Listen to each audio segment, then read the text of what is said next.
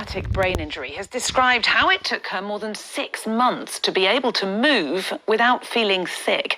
Louisa Peachy from Tenterden was injured in a collision on the football pitch. She spent years in pain, but hopes her work with a University of Kent scientist will improve outcomes for patients with similar conditions, as Peter Whittlesey reports.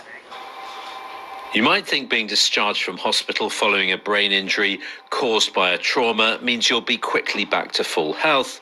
But Louisa Peachy knows herself, like many other survivors, that is far from true. I lost a large chunk of memory, which I never recovered. I lost the use of my cognitive ability, so I couldn't work out sequences in order to do things like make a cup of tea or to drive. My ability to walk was impaired. But the worst part was the pain. Research into the health needs of survivors of brain injury caused by trauma have been collated in Kent and Medway. We function on a base of our network, the brain network. So if there is an injury to a small part, the rest of the brain can attempt to make new connection, new network, and can still compensate.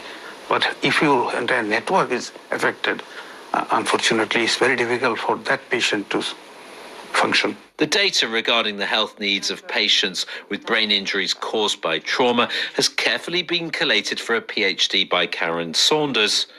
She believes the findings will change the treatment pathway and support patients get in recovery.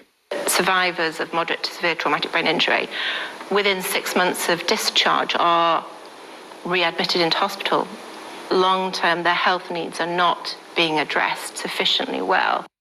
It's hoped the research findings will help improve the recovery and rehabilitation outcomes for those with brain injuries.